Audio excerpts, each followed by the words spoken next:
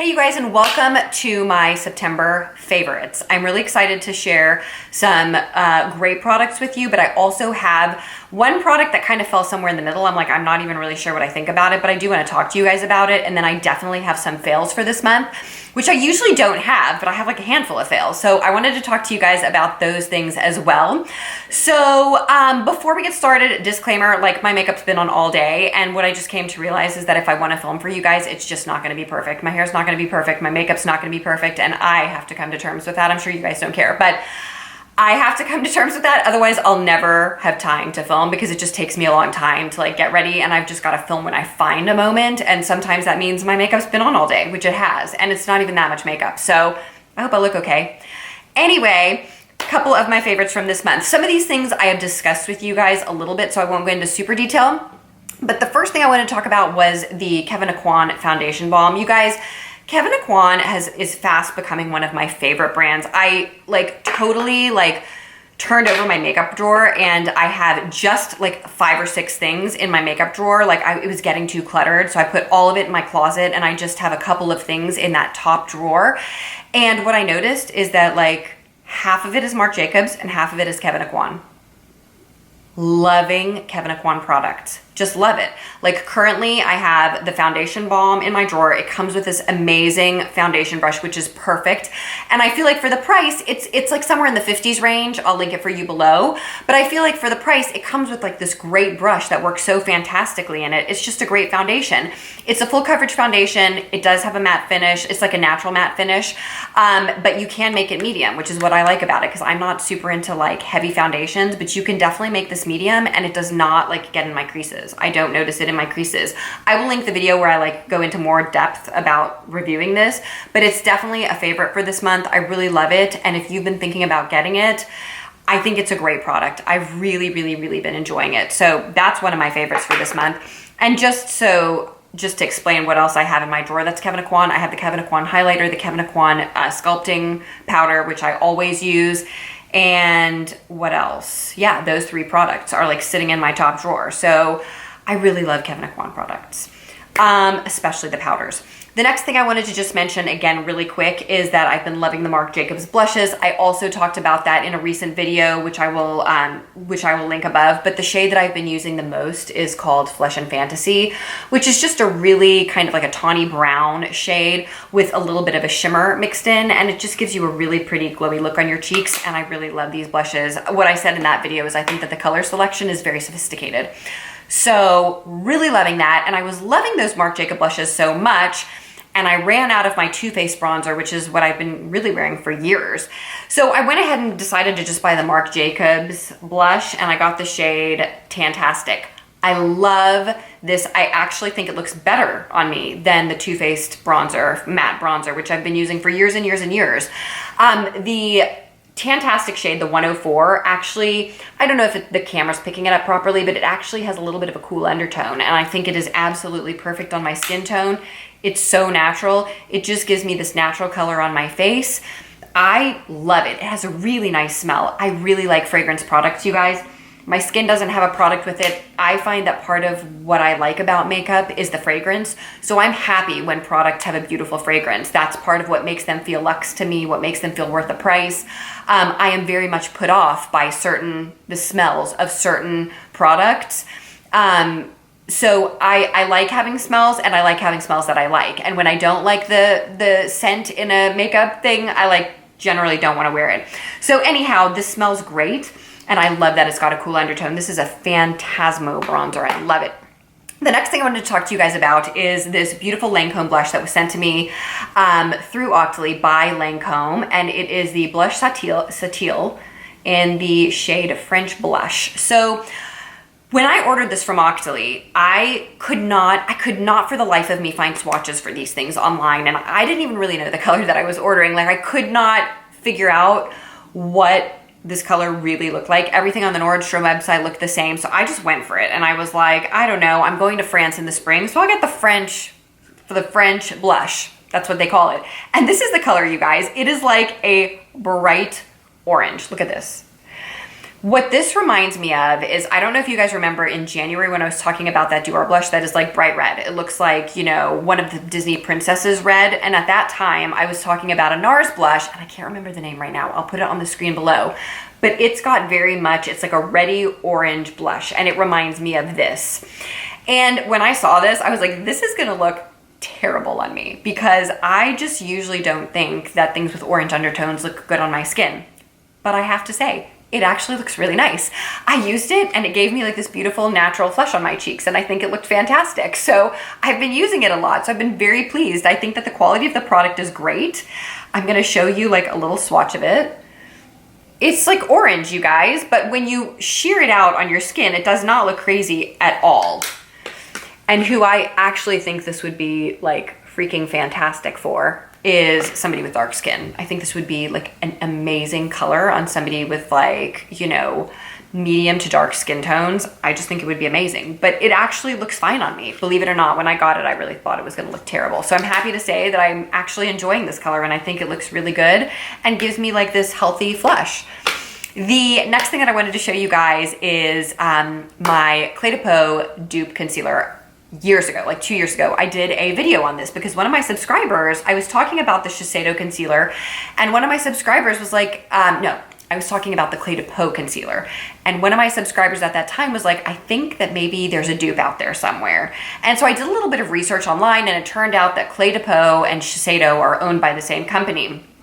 And so I did like a side-by-side comparison of the Clé de Peau concealer, which is like, I don't know, $80 or $90, and this Shiseido stick concealer. This is how it comes in like a black stick, and you just like roll it up, and they are dupes for one another. The shade range was slightly different, but it's 2 years old, so I like was feeling like I really need to use it up, and I am loving it. It is what I'm wearing under my eyes today.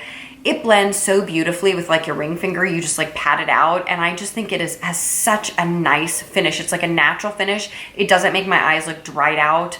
But it lasts all day, which is what I love about it. It does not like, it's not too full coverage. It's like medium coverage. It is not a super full coverage concealer, but it is creamy and beautiful and just is a gorgeous concealer. I've been super, super excited with it and really enjoying it.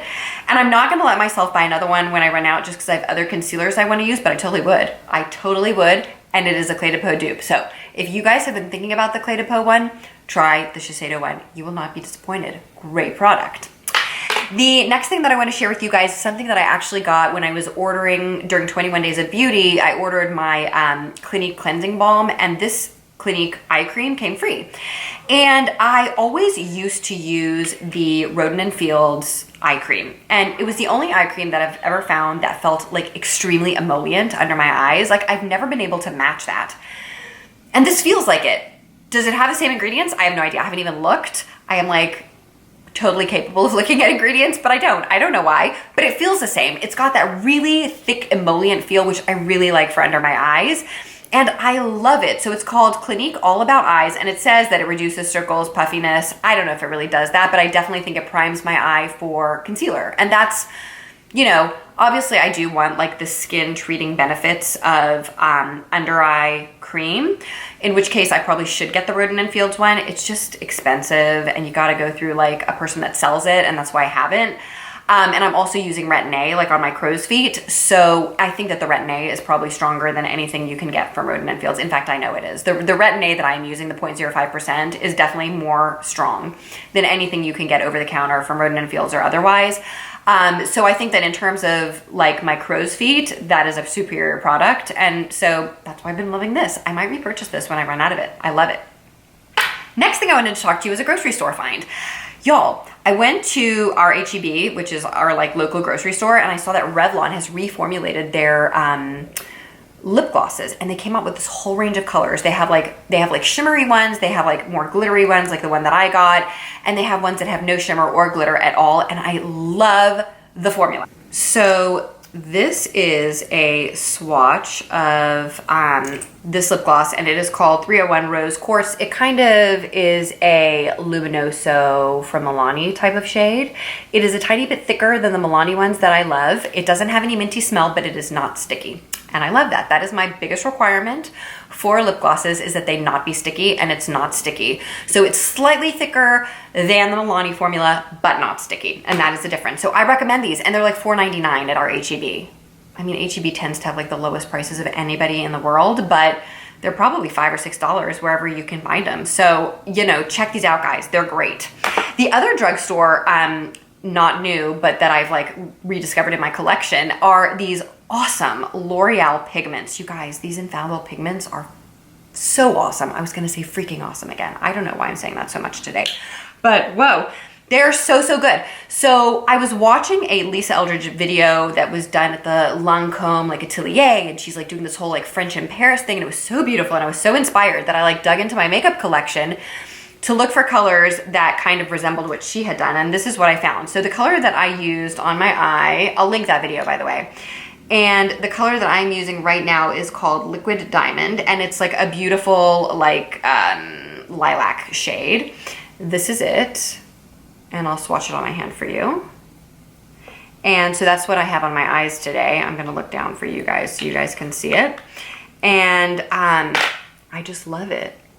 One of my subscribers commented that she thinks that I would look better in warm tones, but I've always thought that I looked better with cool tones. So that kind of makes me happy, because then I think I look good in cools and somebody else thinks I look good in warms, which means I can do both. So the other color that I really like is Silver Sky. So I put this all over the lid, the more purpley one, and then I put the more silver one just in the center of my lid to give my eyes a pop.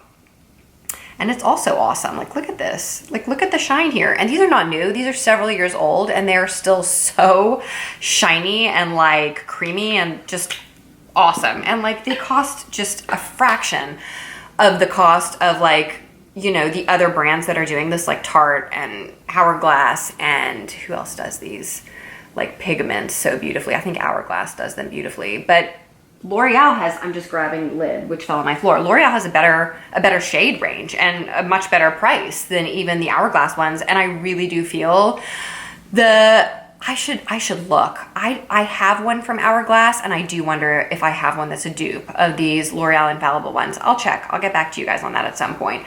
But anyway, the L'Oreal Infallible ones are so beautiful. Check them out if you've never. Just a rediscovered product. And then my last favorite for this month is this Kajacaja. I don't know how to pronounce it. This little trio. See, it's like a little stack. And it is in the shade Chocolate Dahlia. It's so pretty. I've just been wearing it to work every day, and it looks gorgeous. You guys, it comes with this dark brown on the bottom, which is just a nice neutral brown. It's not too warm, it's not too cool. It doesn't lean purple. This does lean a teeny bit, well, no, I would say this is a neutral brown, but it definitely leans cool. That's a great transition shade. And then just for the pop on the lid is this gorgeous shimmering champagne-y color. Let me swatch that for you. Look at how pretty that is, you guys. Isn't that beautiful? There, just focused. It's so pretty, and it looks absolutely gorgeous on the eyes and in the inner corner. Here it is. So super pretty. So I've been wearing this a lot for work, and I've been loving it and wearing it all the time. Okay, the next thing that I wanted to talk to you about is something that is like undecided. I haven't decided yet if I like it. And it is this Charlotte Tilbury Beauty Light Wand, and it's a blush. So Emily Noel was raving about this, and Lisa J was raving about it. And after like my two of my most watched YouTubers were raving about this, I was like, okay, I need to try this. I've been into the glowy look on my cheeks all summer. Like, that's really a look that I'm going for. Like, I really generally like my face to look matte, but my cheeks to look glowy. And so I was like, I'm gonna buy this. I'm gonna like try it out. And so last Saturday night, it's Saturday today, but last Saturday night, we're going out with my brother and his girlfriend. And hi, Katie. I love you. She's like the only family member. Well, I consider her family member. She's my brother's girlfriend, but I consider her like my sister. She is the only person in my entire family that watches my YouTube videos. So like, that like makes me so happy. Like, she actually cares what I have to say about makeup. So love that. Thank you, Katie. You're the greatest. Anyway, we were going to dinner with them, and I put this on, and I was in the car with my husband. This is a shade, and I like rubbed it into my cheeks. I'm not wearing it right now. And I was like in the car, and I was like, don't I look awesome? Like, look at my cheeks. Like, aren't they so glowy? And he looked at my cheeks and he goes, you look kind of oily to me. And I was like, what? I look oily to you? And he goes, I mean, like, not oily in a, like a bad way, but just like, you know, your skin just kind of looks oily. And I'm like, this is supposed to be glowy. And this was like, I don't know, $30 or $40. And I was like, I do not want my skin to look oily. I want to look glowy. So I don't know yet. I don't know if this is going to be hit or a miss. I got to play with this with like maybe more matte foundations and see if the rest of my face looks more excuse me. If the rest of my face looks more matte, and then I put this very glowy, like, you know, thing on my cheeks, maybe I won't look oily. I don't want to look oily. So this is a maybe. I will let you know next month if it is in a favorite or a flop or like where it is. But right now it's just like in like purgatory, as Hannah Louise Poston would say. Purgatory. If you guys don't know Hannah Louise Poston, I will link her channel below. She is like a makeup minimalist, but I do enjoy watching her. She's very articulate and well-spoken and has very interesting things to say, in my view. Okay, fails, you guys. The first fail you guys are gonna be shocked about. This is the Charlotte Tilbury Magic Powder. The same day that I bought this, I decided to buy the Magic Powder because the guy at Nordstrom claimed that this was more matte. And of course, I'm always looking for mattifying powders, right? Because I want everything to be matte except for what I don't want to be matte, which is my cheeks. And so he was like, yeah, this is like a more matte version than the pressed powder. And I have the pressed powder. I'm just bringing this out to show you because I really love the pressed powder. It is not glowy. It is just natural. And it has no smell at all. But you open this loose powder, you guys, it has the worst smell ever. It smells like paint.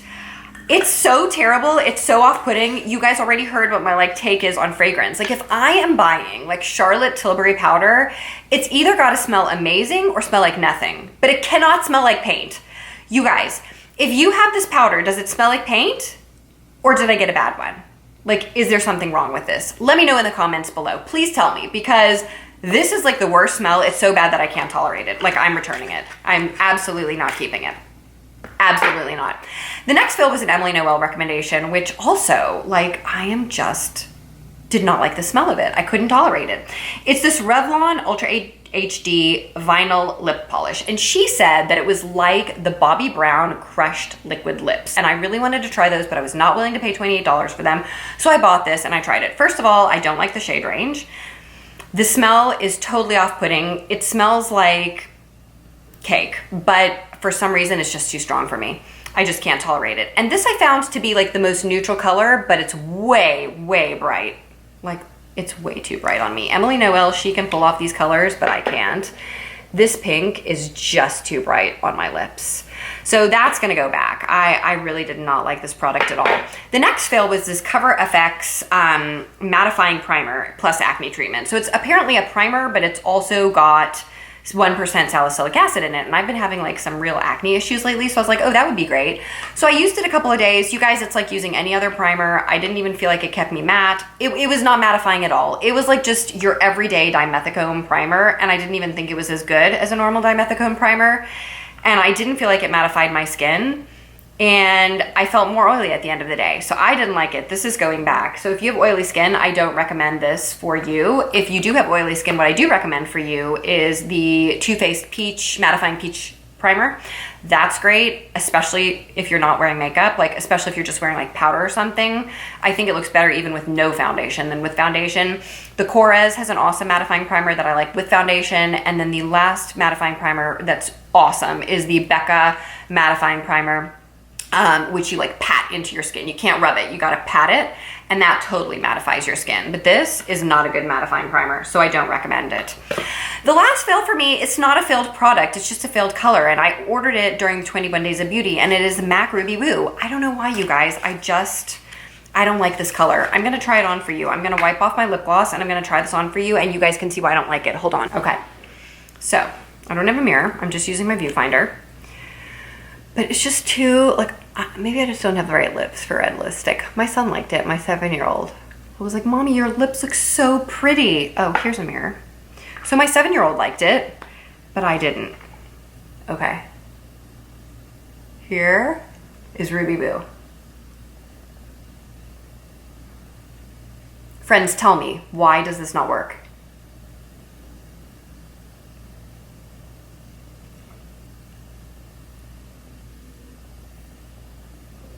That's it.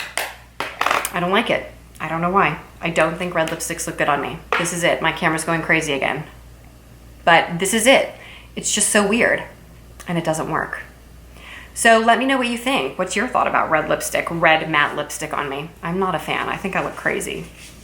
So anyway, you guys, that is it. Thank you so much for joining me today. I hope that you guys are all having an awesome week. I am so happy to be back and making videos, even if I'm not looking perfect. I'm just doing it. I am doing it and I'm excited about it. And it's good to see all of you guys. Take care of yourselves. Leave your comments below. Like this video. Subscribe if you are new to my channel. And I will see you in the next one. Take care, you guys. Bye.